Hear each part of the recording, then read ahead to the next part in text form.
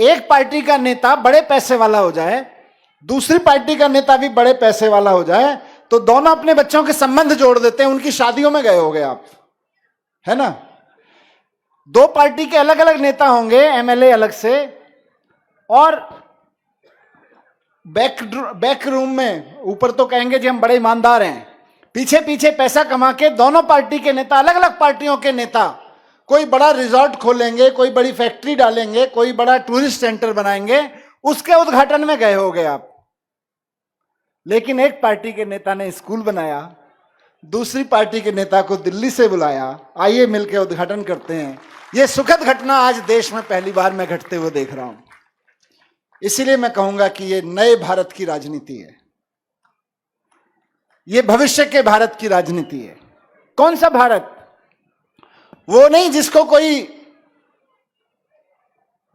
मैं पूछ रहा हूं कौन सा भारत, तो वो भारत नहीं जिसको हमारे प्रधानमंत्री नरेंद्र मोदी जी रोज कहते हैं मैं $1 ट्रिलियन बना दूंगा, मैं $1 मिलियन इकोनॉमी बना दूंगा। मेरे को तो पता ही नहीं कितने जीरो लगते हैं, मेरे को तो इतना पता है कि मेरे स्कूलों में बच्चे कितने पढ़ते हैं।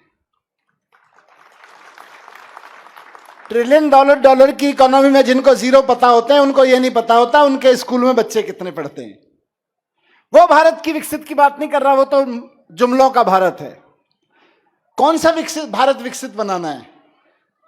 यह भारत विकसित बनाना है जो अभी आपके पीछे बैठा हुआ है, यह भारत विकसित बनाना है जो वहां टीचर्स के साथ बैठा हुआ है। यह भारत है भविष्य का भारत। ये बच्चे जो आपके साथ स्टेज पे बैठे हुए हैं, जिनके लिए आपने ये स्कूल बनाया है, अभी कितनी उम्र के होंगे साहब? क्या एज होगी इनकी? 8 साल, 9 साल। 2047 में जब 100 साल का भारत होगा, ये होंगे हमारे 20 साल के बच्चे, 20-25 साल के लड़के लड़कियां। इनको ये क्या कर रहे होंगे? सवाल ये नहीं है कि अखबारों में छप रहा होगा कि $1 ट्रिलियन इकोनॉमी बन गई, कि $1 बिलियन इकोनॉमी बन गई। मेरे सामने ये सवाल ही नहीं है। और मुझे लगता है कोई आदमी $1 ट्रिलियन और $1 बिलियन की बात करता रहे और शिक्षा की बात ना करे, तो मान के चलिए आपको बेवकूफ बना रहा है। ये बच्चे बैठे हैं ना, ये बच्चे बैठे हैं ना, अभी 10, 15, 20 साल, 18 साल, 16 साल के बच्चे बैठे हैं। आज से 10 साल बाद ये क्या कर रहे होंगे? भारत वो होगा, भारत वो होगा जो आज से 20 साल बाद हमारे ये बच्चे क्या कर रहे होंगे।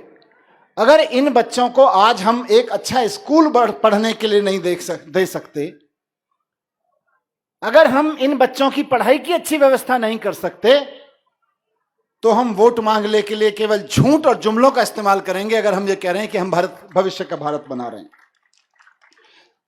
तो इसलिए मैंने कहा कि भविष्य के भारत को बनाने की सबसे बड़ी घटना आज मुझको घटती हुई दिख रही है। इसलिए नहीं कि मैं यहां आया हूं, बल्कि इसलिए कि जो देश के इतिहास में कभी नहीं हुआ होगा कि एक पार्टी का नेता दूसरी पार्टी के नेता को बुला के कहता है हमने एक सरकारी स्कूल बनाया, आइए भाई मिलकर दोनों उद्घाटन कर लेते हैं उसका। यह घटना कभी नहीं देखी, यह आज घटना घट रही है और मैं इसको लेके बड़ा रोमांचित हूं, इस बात को लेके।